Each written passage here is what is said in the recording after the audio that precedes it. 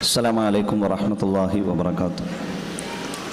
അൽഹംദുലില്ലാഹ് വസ്സലാത്തു വസ്സലാമു അലാ റസൂലില്ലാഹ് വഅലാ ആലിഹി വസഹ്ബിഹി അജ്മഈൻ. വേദിയിലുള്ള ബഹുമാന്യരായ പണ്ഡിതന്മാരെ, സ്നേഹവും ബഹുമാനവുമുള്ള പ്രിയം നിറഞ്ഞ സഹോദരന്മാരെ, സഹോദരികളെ, മിസ്ബാഹ് പരീക്ഷയിൽ ഉന്നത വിജയം നേടി അവാർഡ് സ്വീകരിക്കാൻ വേണ്ടി ഇവിടെ എത്തിച്ചേർന്നിട്ടുള്ള ബഹുമാന്യരായ സഹോദരന്മാരെ, സഹോദരികളെ, വളരെ സന്തോഷകരമായ ഒരു സന്ദർഭത്തിലാണ് നാം ഉള്ളത്. മുജാഹിദ് പ്രസ്ഥാനത്തിൻ്റെ വിദ്യാർത്ഥി വിഭാഗമായ MSM ഇക്കഴിഞ്ഞ റമദാനിൽ സംഘടിപ്പിച്ച ഖുർആൻ വിജ്ഞാന പരീക്ഷയിൽ 6000-ലധികം വരുന്ന കേരളത്തിലെ വിവിധ തലങ്ങളിൽ പ്രവർത്തിക്കുന്ന ആളുകൾ വളരെ ആവേശപൂർവം പരീക്ഷ എഴുതുകയും അതിലുന്നതമായ വിജയം നേടിയ ആളുകളെ ഈ സന്ദർഭത്തിൽ MSM ആദരിക്കുകയും അവർക്ക് വേണ്ട സമ്മാനങ്ങൾ വിതരണം ചെയ്യുകയും അതോടുകൂടെ തന്നെ MSM അതിൻ്റെ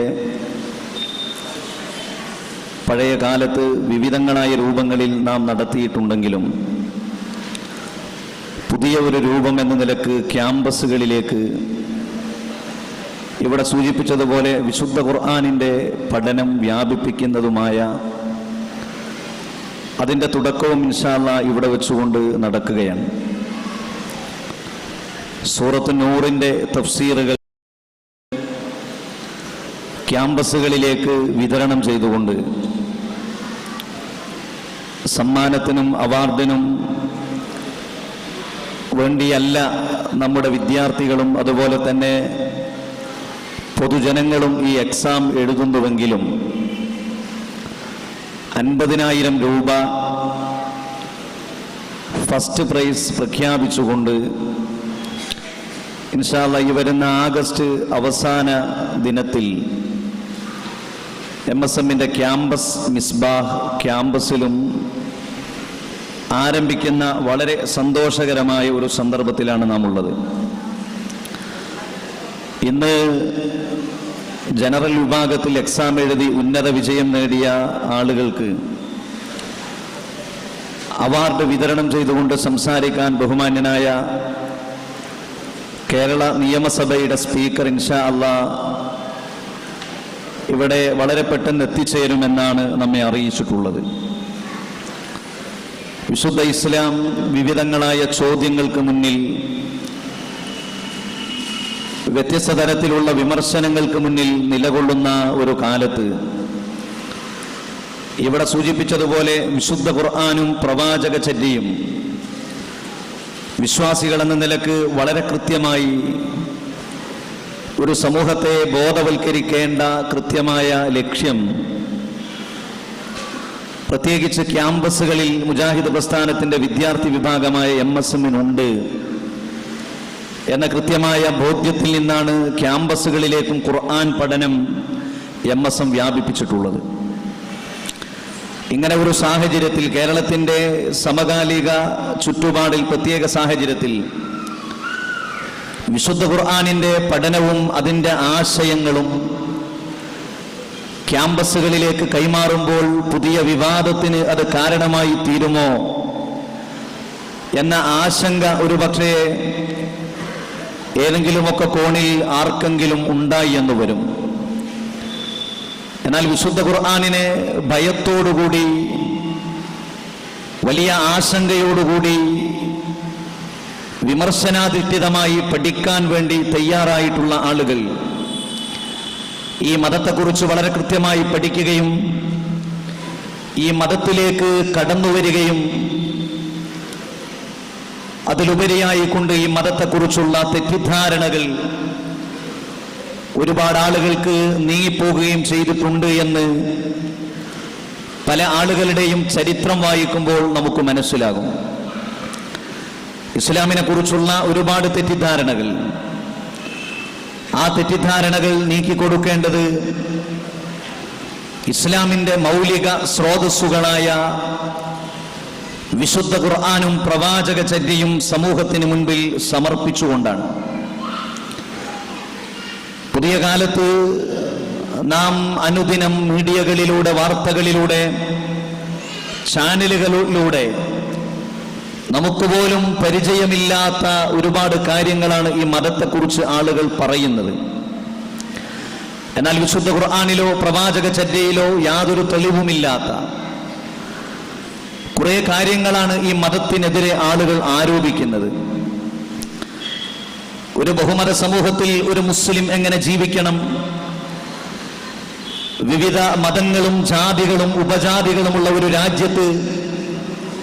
ഒരു രാജ്യത്ത് നിലകൊള്ളുന്ന ക്യാമ്പസുകളിൽ ഒരു മുസ്ലിമായ വിദ്യാർത്ഥി എങ്ങനെ ജീവിക്കണം, അവന് ഒരു ക്യാമ്പസിൽ ഒരു മുസ്ലിം വിദ്യാർത്ഥിയായി അവന്റെ എല്ലാ സ്വഭാവങ്ങളും ഐഡന്റിറ്റിയും കാത്തു സൂക്ഷിച്ച് പഠിക്കാൻ കഴിയുമോ, അതിന് വല്ല തടസ്സങ്ങളുമുണ്ടോ എന്നൊക്കെ പുതിയ കാലത്ത് നാം പഠിപ്പിച്ചു കൊടുക്കേണ്ട ഒരു സാഹചര്യത്തിലാണ് നാം എത്തിച്ചേർന്നിട്ടുള്ളത്. വിവിധ കോഴ്സുകളെ കുറിച്ച് പല വിദ്യാർത്ഥികളും വിളിച്ച് സംശയം ചോദിക്കുന്നു. ആ കോഴ്സ് ഞങ്ങൾക്ക് പഠിക്കാൻ കഴിയുമോ, പറ്റുമോ, അത് പഠിച്ചു കഴിഞ്ഞാൽ ഇത്തരത്തിലുള്ള ജോലികളൊക്കെയാണല്ലോ ലഭിക്കുക, അതുകൊണ്ട് ആ കോഴ്സിന് ചേരാൻ കഴിയുമോ, സാധിക്കുമോ എന്ന സംശയങ്ങൾ പല വിദ്യാർത്ഥികളുടെ ഭാഗത്തു നിന്നും ഉണ്ടാകും. ആൺകുട്ടികളും പെൺകുട്ടികളും ഒന്നിച്ചിരുന്ന് ഒരേ ക്ലാസ്സിൽ പഠിക്കുന്നതിന് മതപരമായ വിലക്കുണ്ട് എന്ന് വളരെ ചെറിയ ന്യൂനപക്ഷം വിദ്യാർത്ഥികളെങ്കിലും തെറ്റിദ്ധരിച്ചു പോകുന്നു എന്നത് ഈ മതത്തെ വികൃതമായി ആളുകൾ ചിത്രീകരിക്കാൻ കാരണമായി തീരും. അതുകൊണ്ട് മതത്തിന്റെ കൃത്യമായ പഠനങ്ങൾ ക്യാമ്പസുകളിൽ നടക്കേണ്ടതുണ്ട് എന്ന് MSM മനസ്സിലാക്കുകയാണ്. പുതിയ കാലത്ത് ഒരുപാട് വിവാദങ്ങൾ മതത്തിന്റെ ആളുകളിൽ നിന്ന് കടന്നു വരുന്ന ഒരു സാഹചര്യം. ഇസ്ലാമിലെ വസ്ത്രവിധാനവുമായി ബന്ധപ്പെട്ടുകൊണ്ട്, ഇസ്ലാമിലെ പഠന രീതിയുമായി ബന്ധപ്പെട്ടുകൊണ്ട്, ഒരു ജനാധിപത്യ ബഹുസ്വര രാജ്യത്ത് ജീവിക്കുന്ന ജീവിതം അത് അനുവദനീയമാണോ അതല്ലേ എന്നതുമായി ബന്ധപ്പെട്ടുകൊണ്ട് ഇങ്ങനെ ഒരുപാട് ചർച്ചകൾ വരുമ്പോൾ അതിന് കൃത്യമായ തീരുമാനങ്ങൾ, ആശങ്കകളില്ലാത്ത, സംശയങ്ങളില്ലാത്ത, പഴുതുകളില്ലാത്ത തീരുമാനങ്ങൾ ഇൻഷാ അല്ലാഹ് ക്യാമ്പസുകളിൽ MSM പ്രഖ്യാപിക്കുകയാണ്. സംശയങ്ങളില്ലാത്ത പ്രഖ്യാപനങ്ങൾ. ഒരു മുസ്ലിം സ്ത്രീ മുഖം മറക്കുന്നതിന്റെ ഇസ്ലാമിക മാനം എന്താണ്? അത് മതവിരുദ്ധമാണ്. അത് തരക്കെടില്ല എന്ന് പറയുന്നത്, മതത്തിൽ അധികമായി ഒരു വിധി കൂട്ടിച്ചേർക്കുന്നത് തരക്കെടില്ല എന്ന് പറയുന്നതിന് തുല്യമാണ് എന്ന് MSM മനസ്സിലാക്കുകയാണ്. കാരണം മതത്തിന്റെ കൃത്യമായ നിർദ്ദേശങ്ങൾ വിശുദ്ധ ഖുർആനിന്റെയും പ്രവാചക ചര്യയുടെയും അടിസ്ഥാനത്തിൽ പഠിപ്പിച്ചു കൊടുക്കാത്തതിന്റെ ദൂരവ്യാപകമായ പ്രത്യാഘാതങ്ങൾ ഈ സമൂഹത്തിന്, ഈ സംഘടനക്ക്, ഈ സമുദായത്തിന് ഇനിയും അനുഭവിക്കാൻ വയ്യ എന്ന കൃത്യമായ കാഴ്ചപ്പാടാണ് ഇത്തരത്തിലുള്ള പ്രഖ്യാപനങ്ങളിലേക്ക് ഒരു വിദ്യാർത്ഥി സമൂഹത്തെ എത്തിച്ചേർത്തിട്ടുള്ളത്. യാ അയ്യുഹൻ നബി ഖുൽ അസ്വാജിക വബനാതിക വനിസാഇൽ മുഅ്മിനീൻ യുദ്നീന അലൈഹിന്ന മിൻ ജലാബീബിഹിന്ന ذلك അദ്നാ അൻ യുഗ്റഫന ഫലാ യുദൈന വകാന അല്ലാഹു ഗഫൂറൻ റഹീമാ എന്ന വിശുദ്ധ ഖുർആനിന്റെ ജീവിച്ചിരിക്കുന്ന, യാതൊരു വളച്ചുകെട്ടലുകളുമില്ലാത്ത, വ്യതിയാനങ്ങളില്ലാത്ത കൃത്യമായ ആദർശം, കൃത്യമായ ആയത്തുകൾ നമ്മുടെ മുൻപിൽ ഉണ്ടാകുമ്പോൾ പുതിയ വാദങ്ങൾ മതത്തിന്റെ പേരിൽ ക്യാമ്പസുകളിൽ അധികമായി ഉടലെടുക്കുമ്പോൾ വിശുദ്ധ ഖുർആനിലെ ആയത്തുകൾ ഓതി ഇവിടെ വളർന്നു വരുന്ന ആളുകളെ, ഇസ്ലാമിന്റെ പേരിൽ തെറ്റിദ്ധാരണകൾ പരത്തുന്ന ആളുകളെ തിരുത്താൻ MSMകാർക്ക് സാധിക്കണം. വിശുദ്ധ ഖുർആനുമായി ബന്ധപ്പെടുന്ന, അത് പഠിക്കുന്ന ആളുകൾക്ക് സാധിക്കണം എന്നത് MSM മനസ്സിലാക്കുകയാണ്. വഖുല്ലിൽ മുഅ്മിനാതി യഗ്ളുദ്ന മിൻ അബ്സാരിഹിന്ന വയഹ്ഫദ്ന ഫുറൂജഹുന്ന വലാ യുബ്ദീന സീനതഹുന്ന എന്ന വിശുദ്ധ ഖുർആനിന്റെ കൃത്യമായ ആയത്തുകൾ ഒരു സ്ത്രീയുടെ ഇസ്ലാമിക വേഷം എന്നത്, ഇസ്ലാമിക വേഷ സംസ്കാരം എന്നത് മുഖവും മുൻകൈയും ആ സ്ത്രീ പ്രദർശിപ്പിക്കുകയാണ് വേണ്ടത്. അതാണ് മതം എന്ന് വിശുദ്ധ ഖുർആൻ പഠിപ്പിക്കുമ്പോ ഒരു അഴഞ്ഞ നിലപാട്, അതുമാകാം ഇതുമാകാം എന്ന നിലപാട്, ദൂരവ്യാപകമായ പ്രത്യാഘാതങ്ങൾ, ചില അംഗീകരിച്ചു കൊടുക്കലുകൾ, ആത്മീയ വ്യാജ തീവ്രതയിലേക്ക് വളർന്നു വരുന്ന വിദ്യാർത്ഥി സമൂഹത്തെ അവർ എത്തിച്ചേരും എന്ന് MSM ഭയപ്പെടുന്നത് കൊണ്ട് വളരെ കൃത്യമായ പഠനം. അതുകൊണ്ടാണ് MSM സൂറത്തുൻ നൂർ അതിന്റെ പരിഭാഷയടക്കം വളരെ കൃത്യമായി ക്യാമ്പസുകളിൽ പഠിപ്പിച്ചു കൊടുക്കുകയാണ്. ഇവിടെ സൂചിപ്പിച്ചതുപോലെ MSMനെ കുറിച്ച് ഒരുപാട് ആരോപണങ്ങൾ ഉണ്ടായിരുന്നു. സ്ട്രോങ് പോരാ, പ്രസംഗത്തിന്റെ സ്ട്രോങ് പോരാ, പ്രോഗ്രാമുകളുടെ സ്ട്രോങ് പോരാ, ചില തീരുമാനങ്ങളുടെ കാഠിന്യം പോരാ എന്നൊക്കെ പറഞ്ഞപ്പോഴും അങ്ങനെ ഒരു കേവലം സംസാരത്തിന്റെ ഉച്ചത്തിൽ, സംസാരത്തിന്റെ ആധിക്യം കൊണ്ടും സംസാരത്തിന്റെ ശബ്ദത്തിന്റെ അതിന്റെ ശബ്ദ ഉയർച്ച കൊണ്ടും നിലനിൽക്കുന്നതല്ല മതം. മതം എന്നത് വിവേകത്തോടുകൂടി ശാന്തമായി പക്വമായി പ്രത്യേകിച്ച് ഒരു ബഹുസ്വര രാജ്യത്ത് പ്രബോധനം ചെയ്യാനുള്ള ഒന്നാണ് എന്ന് MSMന്റെ ശാഖാ തലങ്ങളിൽ വരെ MSM പഠിപ്പിച്ചു കൊടുത്തത് കൊണ്ടാണ് ഇന്നും നിവർന്നു നിന്നുകൊണ്ട് MSMന് ക്യാമ്പസിൽ പ്രവർത്തിക്കാൻ സാധിക്കുന്നത്, സമൂഹത്തിൽ കൃത്യമായി ഇടപെടാൻ സാധിക്കുന്നത്. അല്ലെങ്കിലും കേരളത്തിലെ മുജാഹിദ് പ്രസ്ഥാനത്തിന്റെ വിദ്യാർത്ഥി വിഭാഗം കേവലം അനുഷ്ഠാനങ്ങളെ കുറിച്ച് മാത്രം പഠിപ്പിച്ചു കൊടുക്കുന്ന ഒരു സംഘടനയല്ല. അങ്ങനെയാണെങ്കിൽ ആ സംഘടനയുടെ പ്രവർത്തനം ഒരു വർഷത്തിൽ 1-2 ആഴ്ച കൊണ്ട് പരിമിതപ്പെടുത്തി കൊടുക്കാനും സാധിക്കും. വിശുദ്ധ ഇസ്ലാമിലെ നമസ്കാരത്തെ കുറിച്ച് മാത്രം, വിശുദ്ധ ഇസ്ലാമിന്റെ നോമ്പിന്റെ ചില ഫത്വകളെ കുറിച്ച് മാത്രം, അതുപോലെ തന്നെ ക്യാമ്പസുമായി ബന്ധപ്പെടുന്ന, അനുഷ്ഠാനവുമായി ബന്ധപ്പെടുന്ന, ആരാധനകളുമായി ബന്ധപ്പെടുന്ന ചില കാര്യങ്ങൾ മാത്രം പഠിപ്പിച്ചു കൊടുക്കാനല്ല ഈ വിദ്യാർത്ഥി സമൂഹത്തെ ഇതിന്റെ പൂർവികരായ ആളുകൾ കെട്ടിപ്പടുത്തുണ്ടാക്കിയത്. 1971 11 ശാഖകളിൽ MSM അതിന്റെ പ്രവർത്തനങ്ങൾ ആരംഭിക്കുകയും ഇന്ന് കേരളത്തിന്റെ 500-ലധികം ശാഖകളിൽ വളരെ കൃത്യമായി MSM അതിന്റെ പ്രവർത്തനങ്ങൾ നടത്തുന്നു. നമ്മളൊന്ന് ആലോചിച്ചു നോക്കൂ, ഈ പ്രസ്ഥാനത്തിന്റെ ISM-ലും KNM-ലും MGM-ലും പ്രവർത്തിക്കുന്ന എന്റെ ചേട്ടന്മാർ, ഉപ്പമാർ, സഹോദരിമാർ, ഉമ്മമാർ, നിങ്ങളൊന്ന് ആലോചിച്ചു നോക്കൂ. കേരളത്തിന്റെ ശാഖാതലങ്ങളിൽ വളരെ കൃത്യമായി വളരെ വ്യവസ്ഥാപിതമായി പ്രവർത്തിക്കുന്ന ആദർശ പ്രസ്ഥാനം MSM ആണ് എന്ന് നമുക്ക് വളരെ കൃത്യമായി പറയാൻ സാധിക്കും. അതിന് നാം നമ്മുടെ ശാഖയെക്കുറിച്ച് വിലയിരുത്തണം, നാം നമ്മുടെ പ്രദേശത്തെക്കുറിച്ച് വിലയിരുത്തണം. നാം ജീവിക്കുന്ന നാട്ടിൽ, നാം നിലകൊള്ളുന്ന പ്രദേശത്ത് ഈ ആദർശ പ്രസ്ഥാനത്തിന്റെ ശരിയായ മുഖം ആളുകൾക്കിടയിൽ പ്രചരിപ്പിക്കുന്നത് നമ്മളാണ്. ഇനിയും അത് തുടരേണ്ടതുണ്ട്. അത്തരത്തിലുള്ള ഒരു പൊതുജന നന്മയ്ക്ക് വേണ്ടിയുള്ള ഒരുപാട് സംരംഭങ്ങളാണ് മുജാഹിദ് പ്രസ്ഥാനവും MSM-ഉം ഈ സമൂഹത്തിന് പ്രദാനം ചെയ്തിട്ടുള്ളത് എന്ന് ചരിത്രം വായിക്കുമ്പോൾ നമുക്ക് കാണാൻ സാധിക്കും. മുജാഹിദ് പ്രസ്ഥാനത്തിന്റെ തുടക്കം, അതിന്റെ ആദ്യത്തെ പേര് അത് മുസ്ലിം ഐക്യസംഘം എന്നായിരുന്നു. കേരള മുസ്ലിം ഐക്യസംഘം എന്നായിരുന്നു.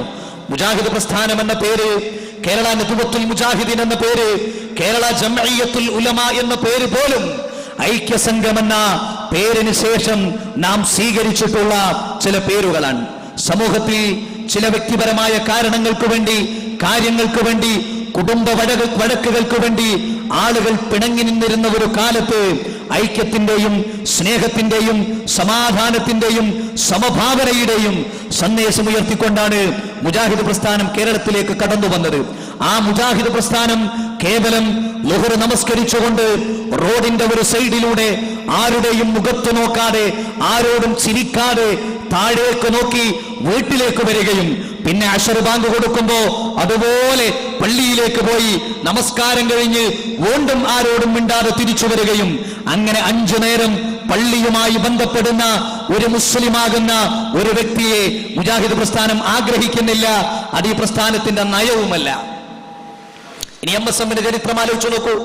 1971 MSM രൂപം കൊള്ളുകയും 1973 MSM അതിന്റെ ഒരു സംസ്ഥാന സമ്മേളനം സംഘടിപ്പിക്കുകയുണ്ടായി.